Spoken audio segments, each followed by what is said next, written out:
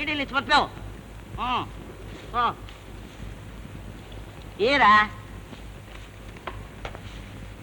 ಸೋಮವಾರ ಕೊಟ್ಟ ಡಬ್ಲಿ ಬಿಚ್ಕೊಲ್ಲ ಸಾಲ ಸಾಬಲ್ಲಿ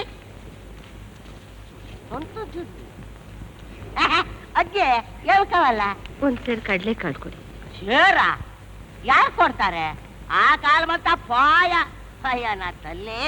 మీ కాలంలో చిన్న బెళ్ళిని తూక ಮಾಡಿ ಕೊಡ್ತಿದ್ರು.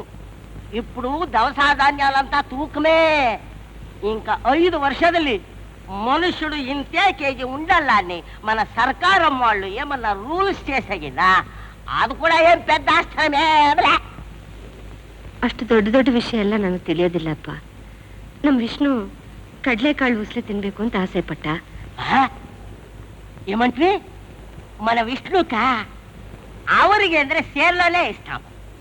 ఏ చిన్నవాడ ఆ సేర్ తీసుకో.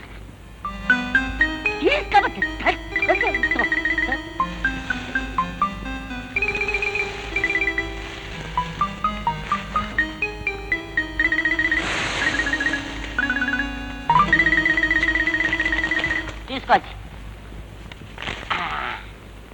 ಎಷ್ಟು ದುಡ್ಡು వద్దు. విష్ణು ఈ బీదిಗೆ దేవుడు ఉన్నట్ల. ಇಷ್ಟರಲ್ಲೇ ಅವನ ಹೆಸರಿನಲ್ಲಿ ಮೇಮಂತ ದೇವಾಲಯ ಕಟ್ಟಿಸ್ತಾం. ನೀವು ಏನ್ ಬೇಕಾದ್ರೂ ಮಾಡ್ಕೊಳ್ಳಿ. ದುಡ್ಡು ತಗೊಂಡ್ರೆ ಇದು ಕೊಡಿ, ಇಲ್ಲ ಅಂದ್ರೆ ವಾಪಸ್ ತಗೊಳ್ಳಿ. ಅಟ್ಲయితే 5 ರೂಪಾಯಿ ಕೊಡಿ. ತಗೊಳ್ಳಿ.